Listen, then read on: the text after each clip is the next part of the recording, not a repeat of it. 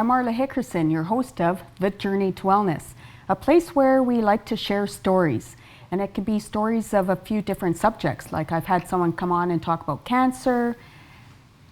Today's guest is going to talk, well, I'm not going to ruin the surprise, but the name, I have to just start with the name here, Marc Larocque.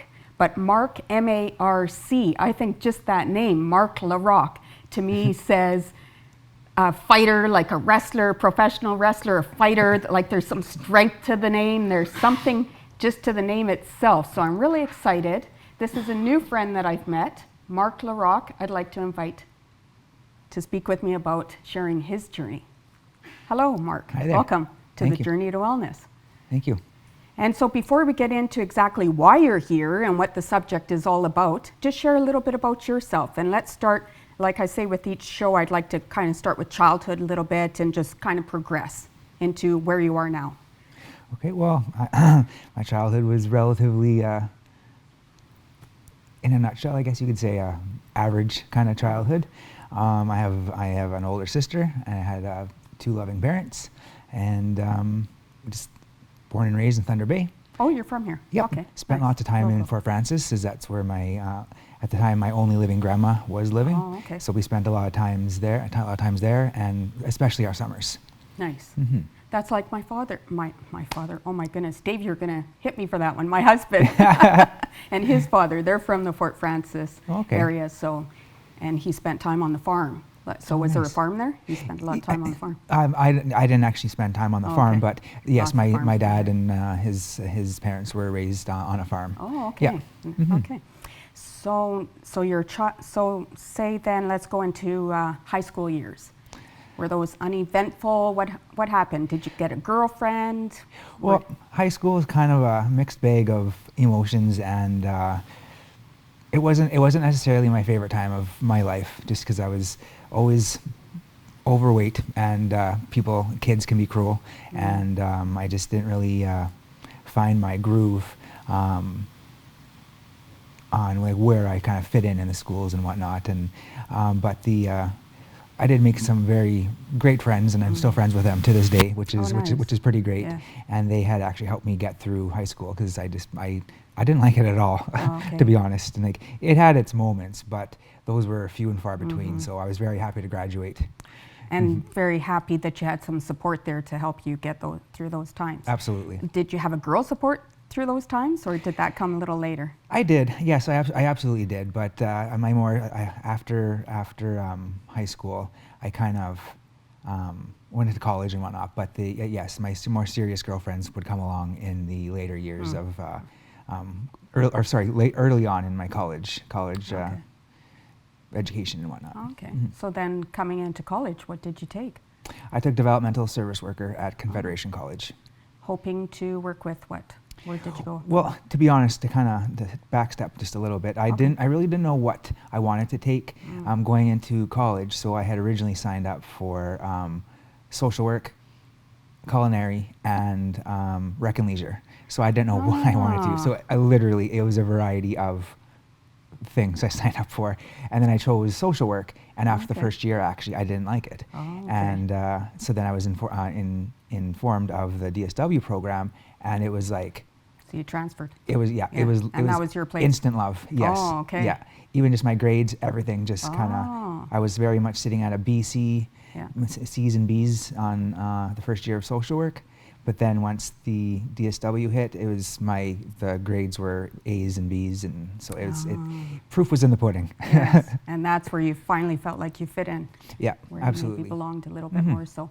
And did you make more friends there? More of a support system? Did it keep building, or?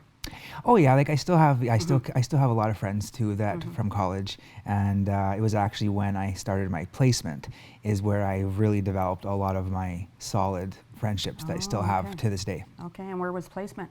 It was at Bisno, Brain Injury Services. Oh, okay. Mm-hmm.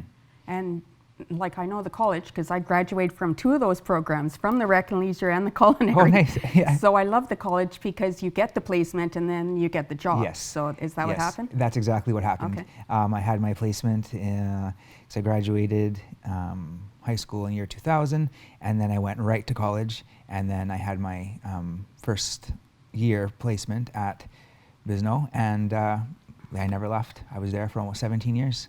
Oh my goodness, that's a long time.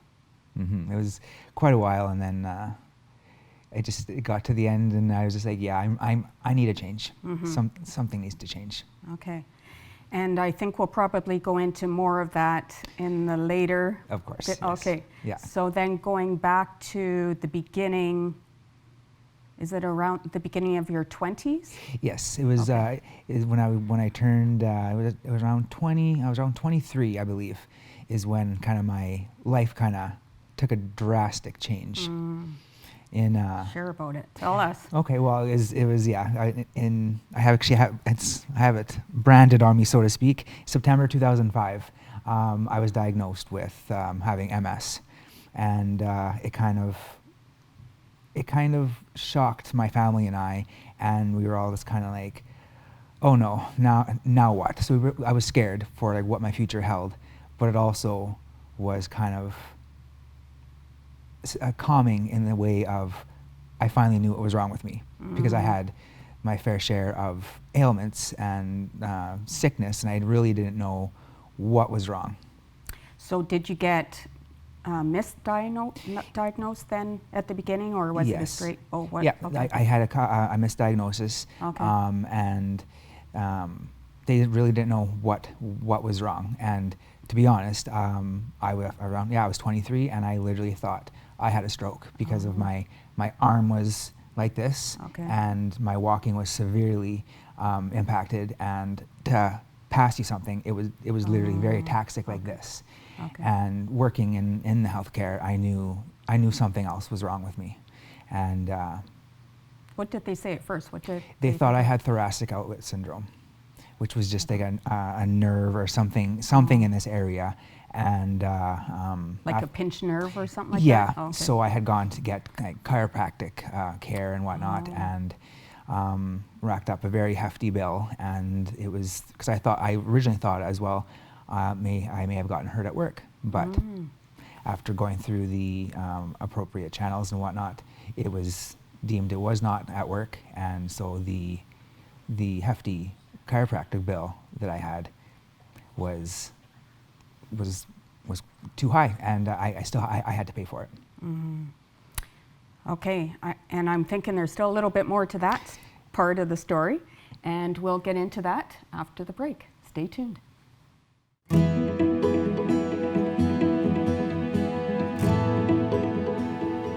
Hello, I'm Marla Hickerson with the Journey to Wellness, and we're back to talk with Marc Larocque. Yeah. Love that name. Okay, and we're still going on with the diagnosis with MS. Oh yes, and one thing that I have to say that I am so thankful for was my eye doctor, because it was her who identified that I have a routine eye exam, and she literally sat back in her chair and said, "Oh my God, Mark, I'm pretty sure you have MS." Oh wow. So there's something that they can do. They can look behind the eyes and the nerves to see if there's like what kind of damage is going on with the eyes and whatnot. But so that was the kind of spearheading my. And this was just a regular eye doctor? Yes, just my regular eye doctor. Interesting. Yes. Okay. So that kind of spearheaded my more advanced investigation as to what is going on with me. And then it was confirmed after I talked with my family physician and to get an MRI ordered, because that is like the most indicative way to confirm a diagnosis of MS is through an MRI. Oh, okay. Oh, good to know. Yeah. Because I don't know if I didn't know that. So Yeah, good to it know. is. It's what, and I go for on an MRI 1 to 2 times a year as well, just to maintain, so they can scan my brain to see if there's any new lesions or anything going on. Okay. Yes, because I had to look it up before meeting with you, is that for some it can progress, for some it just Absolutely. stays still. Yes. Can it go back? Like, can you?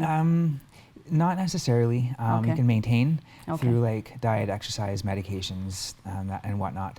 But we're still trying to find money for research to eventually find a cure. I really Okay. think there will Yeah. be. I Yeah. know there will be one day. So it's. Okay, so Now you just found out you were diagnosed. What does that do for you in your life? Well, it kind of like made me realize, like, oh boy, my life's going to change. And my girlfriend at the time, I had a very serious conversation with her, and we were sitting on the couch, and I said, okay, honey, this is your out. I'm giving you an out. I'm giving you your opportunity to leave. Like, I don't expect you to have you also carry on with this, because it will be a lot to going on with declining health and whatnot. So I said, I will not hold it against you. I will not have any anger or any ill feelings towards you if you choose, but that's your choice. And she had tears in her eyes, and she looked at me and she said, you can shut the blank up. and now we have been married for almost 9 years. Oh, beautiful. So she's been with it absolutely right from the beginning. She is my biggest supporter. Yeah. And she even, to prove like her love and support, she even has a tiny little tattoo on her wrist as well. Okay. Of the MS ribbon. Okay. Well, that's what I hear with you already, is that you have a good foundation of support, like people that see you, not the MS. I really do. I have a very strong support group. Yeah.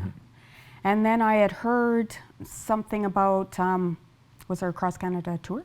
Oh yes, that the same year that I was diagnosed, I had pre-booked a cross Canada trip with a friend, and I'm as stubborn as I am. I said, I'm still going. And was it the smartest decision? Oh no, probably not. But being the stubborn person I am, I still went, and I had a great time. Well, and that's what I say about your name. Like, your name to me signifies strength and vitality, and like you say, it's damn it, I'm doing it. Yes. Like, I'm owning my life. Yeah. Cool. And that's just it. It's, yes, I had this unfortunate diagnosis, but will I let it get to me? No. I'm still very much alive. I still can enjoy life, and yes, it's unfortunate, but it's just a life hurdle, right? And it's like a speed bump. You get over a speed bump. Is it smooth? No, but you still get to where you need to go. And where are your parents in all of this? My parents, well, my mom had unfortunately passed away about a year ago, and that kind of shook the entire family, and it's still very, very relevant, because we're in the month now that she had passed away, and she was probably one of my biggest supporters. And if someone could single-handedly find a cure for MS, it would have been my mom. So she was part of. I can't say healing. How would you say the journey? What would you describe the journey for yourself? It's kind of, I don't even know. I guess healing in a way, or just maintaining a positive life, positive outlook, being optimistic, and holding on to hope that there will be a cure, and just to do anything I can to make myself make myself as healthy as I can be. And my dad too, very supportive too. They both, through the MS Society, they were both Father of the Year and Mother of the Year, which was wonderful, and it was so exciting that they were acknowledged for all of their hard work, because the second that I had my confirmed diagnosis, that's when our fundraising began with the MS Society. Okay, say that, your second? Oh, just like the second that we were, I was diagnosed. Oh, the second you were diagnosed. So okay, that sorry. basically. That's okay. And then so that basically started our career with fundraising through the MS Society. So it's like, no taking a break on this. No. Let's grab it by the tail and do something with it. Yes. Okay, and that's the Marc Larocque. Yeah, that's right. That's the fighter. One might say I'm a little bit stubborn, so that I believe is also helping me with my MS journey. Is I'm a very stubborn person. And we do need that. We need that stubbornness to keep facing each moment, each day. And we'll talk more about that. Like, what does it look like now for you, or what will it look like? Like, where are you going with this? That's what I'm wondering. Yes. And so we'll talk about that when we come back after break.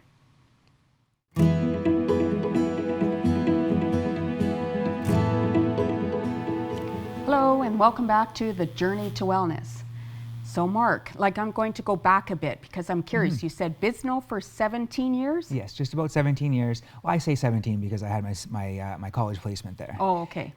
And so you aren't there now? No. Where I'm did now, that lead you? I am now at the MS Society. That would make sense. Yes. I am the fundraising coordinator for the MS Society. Okay. And so talking time frame, how many years has that been? I just started last August. Oh, just recent. Yeah, yes, August 2018 was my official beginning with my new career. Oh, okay. So then when we're talking about, I'm sorry, I'm trying to get the time frame. When we're talking about your mother and your parents being involved, that was before you worked there.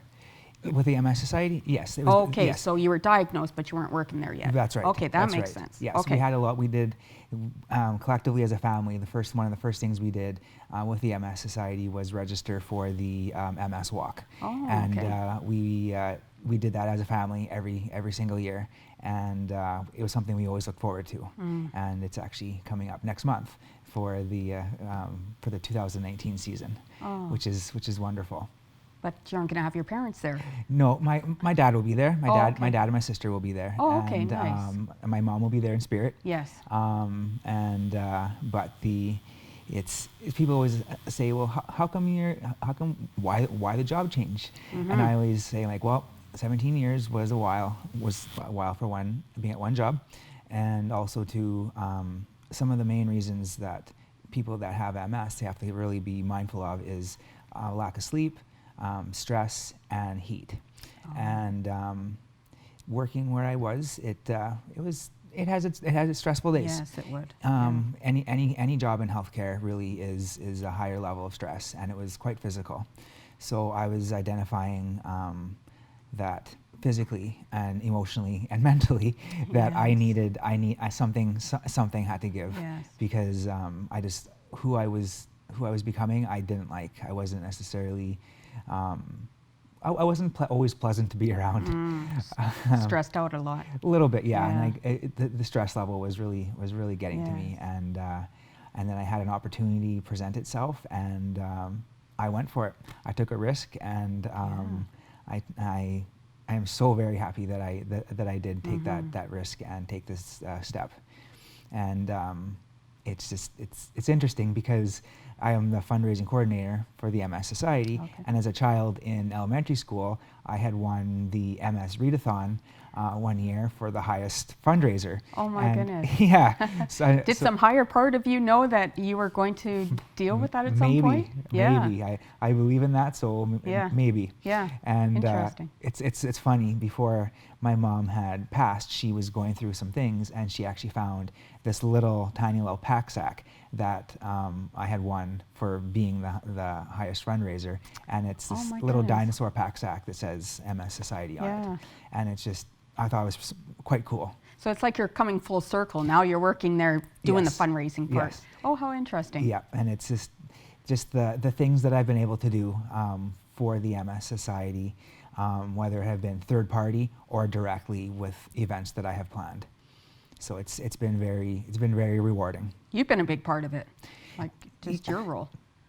I like to think so. Yeah. And one of the biggest milestones is a good friend of mine and gym owner, Jackie Kennedy. She had a vision, and she used me as the kind of driving force behind it. Was to develop the 12-hour boxing relay.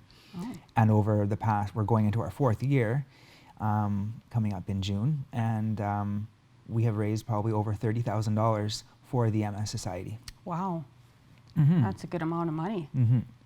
And you're talking boxing, and I'm looking at you, and how much, I'm just curious, did you lose some weight from when you said you were overweight in school to now? Yes. Like I don't have an image of how you... Oh yes, I was well over 300 pounds. Okay. Going through like high school, college, and well, I guess it didn't help when I worked at Dairy Queen. That didn't help at all. And I've just always been a lover of food. Yes. So getting my diagnosis kind of really made the light bulb go off, and my aha moment of, okay, you now have a really great reason to get yourself healthy. Oh, okay. So I was well over 300 pounds, and I used that as my motivation to get healthy, because I knew my body was going to eventually start breaking down, and unfortunately I'm seeing that now. So you didn't want weight to have to be part of the Right, because there was part of the breakdown. right, Yeah. because it was going. I knew physically it would be a struggle, Yes. whether it be my arms, legs, or Yes. whatnot. And if I could get myself into a healthier spot physically, it would only be helping my overall MS health. So you really take your power and own it and take the steps. I Yeah. try to. Yeah. Some days are harder than others, and some days are easier than others. Well, with anything. Right. But I try really hard to stay active and eat healthy, especially within my means, because I do have my own limitations. And I'm noticing, like, Oh, yeah. you have. Yes, this tattoo was the first one I had gotten. I got this one in 2017. It was it's the MS ribbon, and it's tattered just to signify that life hasn't been easy for me. And then the arrow is just kind of like the whole, like, with an arrow, for it to be launched forward, you have to take a step back first. And this one here is kind of a dedication to my mom as The duck. a duck, yes. Okay. And because when she was the last few days in the hospital, where she was at the hospital, she was in an isolation room because she had pneumonia, and so she had to be quarantined. And all she wanted to do was go outside, and she wasn't able to. So we would sit, and I would rub her back, and we would look at the pond that was outside of her room, and there was always ducks. So we would look for the ducks and enjoy the outdoors, because my mom was very much an outdoors kind of lady, and so it was something that we really took advantage of doing together, and it was nice that so we would look at the ducks, and then each day as she would go on, we would do the same thing, rub her back, look for the ducks, and then for a couple of days in a row there was no ducks. So we're like, sorry Mom, there's no ducks. But after she had passed, within probably minutes, and it could have been seconds, I don't know, but just in that moment, I just looked outside because it was my focus point. And what did I see swoop into the pond? Ducks. Nice. Yeah. So it's just signifying that your mother's always with you. Yes, absolutely. And I know she's always around, and she's always here. You're very much supported, but you use that support, I think. That's the arrow to help bring you forward all the time, because you know you aren't doing it on your own. Yes, I know I'm not But yet doing you it. have that power within you to know you can Yes. do it. Right. Yes, but you Yes. definitely have the support. Yes. I have an amazing wife who is so Yes. supportive of me, my dad, my sister, Yes. and just my really close friends. Yes. I'm very fortunate. Yes, you are. And you're very lovely, and it's been a pleasure to talk with you, Marc. Thank you so much for sharing your story with us. Thank you for I haven't having shook, yeah, I haven't done this before, Yeah. but thank you. It's been a pleasure. And so that leaves it for today's conversation of sharing stories with The Journey to Wellness. Come back and join me again for another amazing story. Thank you.